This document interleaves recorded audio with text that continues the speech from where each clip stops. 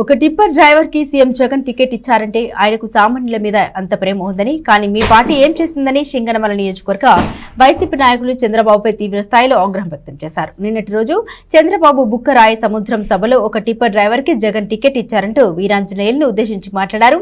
దీనిపై ఇవాళ జిల్లా పార్టీ కార్యాలయంలో జిల్లా అధ్యక్షులు పైల నరసింహయ్య, నాటక అకాడమీ చైర్పర్సన్ ప్రమిళ, ఇతర నాయకులు మీడియాతో మాట్లాడారు. చంద్రబాబుది ఎంత అహంకార వైఖరి అన్నది ఆయన మాటల ద్వారానే అర్థమవుతుందన్నారు. పేదలంటే ఇంత చులకన భావమా అంటూ ధ్వజమెత్తారు. తెలుగుదేశం పార్టీ అధ్యక్షుడు చంద్రబాబు నాయుడు, జనసేన అధినేత పవన్ కళ్యాణ్ వీరంతా కూడా ప్రజాగలం పేరుతో సభలు నిర్వహిస్తూ ఉన్నారు. రాష్ట్ర వ్యాప్తంగా ప్రజాగలం పేరుతో వీరు నిర్వహిస్తున్నటువంటి సభలన్నీ కూడా అట్టర్ ఫ్లాప్ అవుతూ ఉన్నాయి. నిన్న మీరు చూస్తే మన అనంతపురం జిల్లాలో రాప్తాడ్ అయితేనేమి, సింగనమల అయితేనేమి, రెండు సభలు కూడా టోటల్గా అట్టర్ ఫ్లాప్ అయినాయని చెప్పేసి తెలియజేస్తూ ఉన్నాం. మేమంతా సిద్ధం పేరుతో బస్సు యాత్ర చేస్తూ ఉన్నారు. ఈ బస్సు యాత్ర చూస్తే ఎక్కడ చూసినా కూడా లక్షలాది మంది ప్రజలు, కార్యకర్తలు బ్రహ్మరథం పడుతూ ఉన్నారు.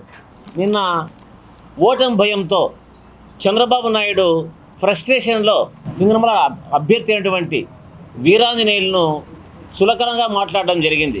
మరి అదేవిధంగా వీరాంజనేయులను టిప్పర్ డ్రైవర్ అంటూ చులకనగా మాట్లాడడం జరిగింది చంద్రబాబు నాయుడు. టికెట్లు, వాళ్ళ పార్టీ ఎమ్మెల్యే టికెట్లన్నీ కూడా భూస్వాములకు, పెట్టుబడిదారులకు అమ్ముకుంటా ఉన్నాడు.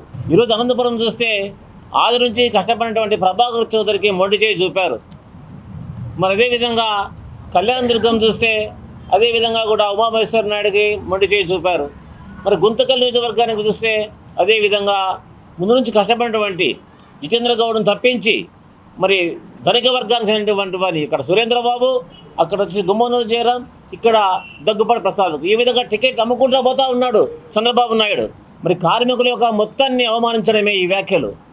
టిప్పర్ డ్రైవర్ కావచ్చు, కారు డ్రైవర్ కావచ్చు, లారీ డ్రైవర్ కావచ్చు, ఆటో డ్రైవర్ కావచ్చు, ఈ సమాజం అంతా కూడా పడే విధంగా అవహేళన చేశాడు చంద్రబాబు నాయుడు తెలియజేస్తూ, మరి సింగనమల నియోజకవర్గం విషయానికి వస్తే జొన్నలగడ్డ పద్మావతమ్మ గారు 5 సంవత్సరాలు ప్రజలను కంటికి రెప్పలా చూసుకున్నారు.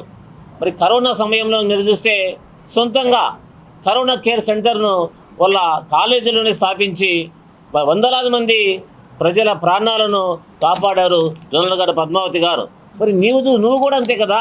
2 ఎకరాల భూస్వామి, 2 ఎకరాలు మీకు ఉండేది, మళ్ళీ ఈరోజు 1000 కోట్లకు అధిపతి ఎట్లయినావు? మరి నువ్వు కూడా సామాన్యమైన మనిషివే కదా. మరి కాబట్టి ఇలాంటి 40 సంవత్సరాల అనుభవం అంటూ ఉన్నావు, మరి 14 సంవత్సరాలు ముఖ్యమంత్రి అంటూ ఉన్నావు. మరి ఈ విధంగా నీచమైనటువంటి, నికృష్టమైనటువంటి వ్యాఖ్యలు చేయడం నీ స్థాయికి తగదని చెప్పి తెలియజేస్తూ, ఖచ్చితంగా కూడా మీ పార్టీ మీద భయంకరమైనటువంటి వ్యతిరేకత స్టార్ట్ అయ్యింది. మీరు చూస్తే తెలుగుదేశం పార్టీ అది తగలబెట్టారు. ఈరోజు గుంతకల్లో కూడా జరుగుతూ ఉంది, ఎక్కడ చూసినా కూడా ఆందోళన జరుగుతూ ఉన్నాయి.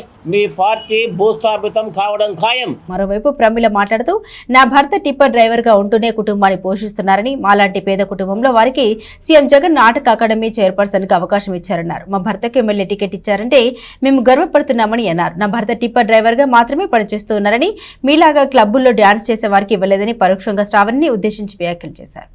వాళ్ళ పుస్తలు తాడు తాకట్టు ఉన్నా కూడా నువ్వు చూస్తూ ఊరుకున్నావు. మహిళలను దుర్భర జీవితాల్లోకి నెట్టేసిన ఘనత చంద్రబాబు నాయుడు గారు.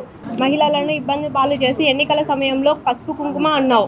నువ్వు చేసిన ద్రోహం ఆంధ్ర రాష్ట్ర మహిళలకు అందరికీ అర్థమవుతుంది. ఈరోజు జగనన్న పక్కన వైఎస్ఆర్ ఆంధ్ర రాష్ట్ర మహిళలందరూ తోడుగా ఉంటున్నారు. రేపటి రోజున కూడా మహిళలందరూ జగనన్నకి ఓటు వేసి గెలిపిస్తారు. 2014లో ఇంటింటికి ఉద్యోగం ఇస్తా అన్నావు, ఇవ్వలేదు.